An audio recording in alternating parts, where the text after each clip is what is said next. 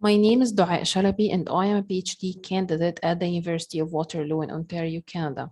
My research focuses on integration of Muslim youth in Canadian society, and for today I am presenting a topic of Canadian Islamic schools and the development of Muslim youth identities. First, I'm going to offer a brief overview of the history and context of Islamic schools in Canada, followed by a quick literature review surrounding the academic discourse regarding those schools. Then I will review my research methodology before delving into my findings and conclusions. Muslims have been in Canada since before Confederation, since the early 19th century. However, their numbers began to increase significantly during the late 19th century and early 20th century, as Arabs and Turks were leaving the Ottoman Empire and looking for better business opportunities in the New World. The Muslim community was well established by the 1930s, so much so that they started to build the first ever mosque in North America, Al Rashid Mosque, which opened its doors in 1939. And with the opening of Al Rashid mosques, individual efforts of teaching young children about their culture and religion turned into a more organized form of weekend classes or weekend schools. With the immigration waves of 1960s and 1970s, weekend schools number increased significantly. However, they were still not enough for some parents. Many Muslim parents wanted a more rigorous and well-rounded Islamic education for their children. So by the 1980s, they were trying to open the first ever full-time day school. It opened its doors in 1982. It was called the Islamic Society of North America Elementary School. Then another school followed in 1983, the BC Muslim School in British Columbia, and another school opened in 1984, the Halifax Dartmouth Islamic School in Nova Scotia. And schools kept popping around Canada. Until today, we have over 120 full-time Islamic schools, and many of those have multiple campuses across neighboring cities due to the ever-increasing demand on their services. But still, to this day, Islamic schools remain suspect. Media and the public always fear their funding, their curriculum, their students, their religious leanings or radical leanings. So we'd see lots of news headlines like the two in front of you. And those fears were also reflected in scholarly discourse. Scholars feared the ghettoization or like the bubble-like environment of Islamic schools. They warned against how Islamic schools are completely unconnected to Western realities and that students won't be able to interact with the people from outside their schools. They also worried about the indoctrinating nature of religious schools in general and Islamic schools specifically, which they feared might lead to radicalization or at least a complete lack of critical thinking skills. All of the previous meant for them that those schools, the graduates of those schools, will fail at integrating into the wider society. Many scholars have tried to respond to those criticisms by going into Islamic schools and study them at length. Jasmine Zine went into a Canadian Islamic schools for more than 3 years, and she found out that these schools actually offer their students a safe space that's free of stigma, Islamophobia, and bullying. It was a space where students can explore their identity freely and away from prejudice. Michael Mary, who studies religious schools in Europe and North America, posits that all religious schools are indoctrinating by nature, in the sense that they do teach that the basic tenets of their faith are unquestionable truths. However, they do teach tolerance, they do teach about world religions, they do try to get their students to be accepting of others. And they teach critical thinking skills in every academic subject. Hisham Tfallati, also, who studies Islamic schools in Quebec, argues that those schools and the way they teach about religion prevent radicalization because it teaches the true meaning of Islam. As for integration, based on all the previous studies, most of those scholars predict that the graduates of Islamic schools will be functioning members of society. They will integrate well into the wider society, whatever society they live in. But I couldn't find any empirical research that actually focused on Islamic schools graduates in Canada. So that's why I set out to explore the effects of religious schoolings on identity formation among Canadian Muslim youth and the effects of that schooling on their integration into the wider Canadian society. I conducted over 30 semi-structured interviews with Muslim youth aged 18 to 35 years old who have spent at least 3 consecutive years in Canadian full-time schools. My research participants came from varying ethnic backgrounds. 75% of them were females and 25% were males. They belong to first, second, third generation Canadian immigrant Canadian, sorry. To go over my findings, I categorized them under the criticism categories that we've just been through. So regarding the bubble nature of these schools, most of my respondents agreed that it was a bubble, but for them, it was a user bubble.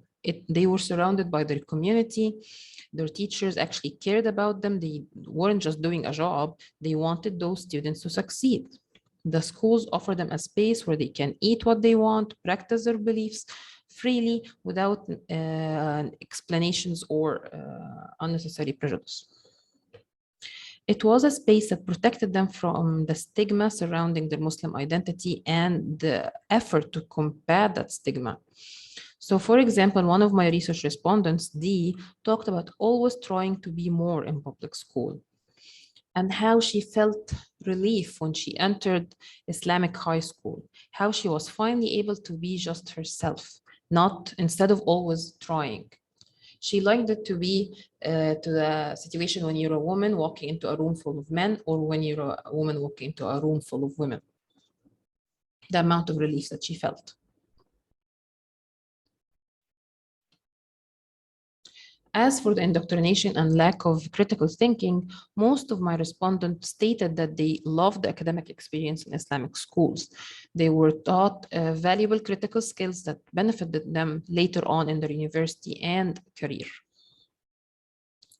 Still, many of them complained about how some teachers would teach about Islam in a very black and white manner that doesn't go into the different mazhabs or different scholarly opinions in various matters, which caused them to have some culture shocks when meeting other Muslims in university or later in work, who practiced differently than what they have been taught.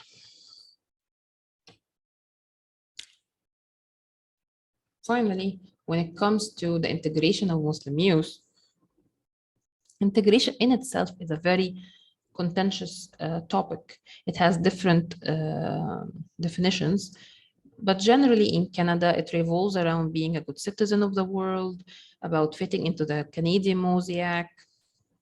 So fitting in here can include having a thriving career, having a good social life. So I started asking my respondents about their education, their jobs, if they feel Canadian enough, where do they feel home, how would they introduce themselves to others, how do they identify themselves, define themselves. When it came to their education journey, most of them had very successful educational journeys. Most of them all of my respondents went to university. Those who graduated university had stable jobs. They have a good social life. They have friends and connections inside and outside the Muslim community. But when it came to that first question here, which is like, do they feel Canadian? No one could give me a definition of who is a Canadian and whether they felt Canadian or not. But when I asked them out, where do they feel home? Almost every answer was with my family at and insert their hometown in Canada. And finally, when asked about how they would introduce themselves, around 60% of my respondents answered with profession and characteristics likes, not with the usual like regular identity markers such as nationality, ethnicity, because they didn't see it as important. They all identified as Muslims, even the non-practicing, they still identified as Muslims. But they viewed the regular identity markers as irrelevant to their interactions or relationships with others. This complicated relationship that the youth have with the multiple components of their identity was reflected beautifully in one of my respondents' answers. So O is a 32 years old female. When answering about how would she identify herself, she stated, I am Muslim, period, but then I am Canadian when I need to be, and I can be Egyptian if need arises.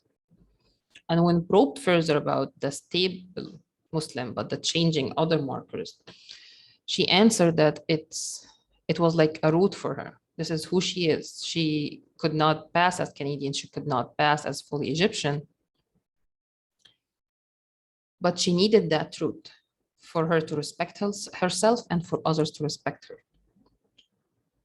which drove me to look for a way to describe this phenomenon, because this was not intersectionality.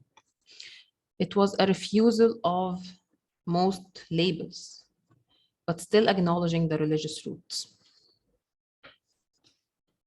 So the framework that helped me best explore this phenomena was rooted cosmopolitanism. Rooted cosmopolitanism implores us to see that we cannot come to understand the significance of others unless we first have been immersed into our own community. Much like children who won't develop a sense of relation to the world or to others around them unless they have been formed bonds of love and trust with their family. It makes us move beyond the usual understanding of cosmopolitanism and nationhood. The nation is no longer the locus of unqualified sovereignty or like loyalty. For those raised in the diasporic communities, their religious identities does not have to melt away for them to integrate into their new society. Because let's face it, whenever someone is talking about the integration of Muslims into a specific society, they're asking them, do you feel like a citizen of that? Where is your loyalty? Is your loyalty to your religion or is your loyalty to that country? But those youth have moved beyond those narrow definitions. Religion for them is like the starting point, the anchor that make them develop their sense of self, their identity, and it makes them mobilized to be good citizens of the world. But they refuse to be labeled anymore. So to summarize, the graduates of Islamic schools are successfully integrated into their societies. They have thriving careers, they have thriving educational journeys. But their identities, like many of their generation, is more global, is more cosmopolitan. We hear it a lot these days, like, I am a global citizen, I am a citizen of the world. The narrow definitions of where are you from, what is your background, they've moved beyond that. But they still see their Islamic identity, their religion, as a root, that it still anchors them, it still centers their identity. As for the schools themselves, they do have a bubble environment, even the graduates admitted, and which has some drawbacks, but mostly helps the youth gain confidence in themselves. And the schools tend to create a black and white mentality, which can affect inter-community interactions. But most of the graduates actually overcome that mentality once they encountered Muslims from other walks of life. Thank you.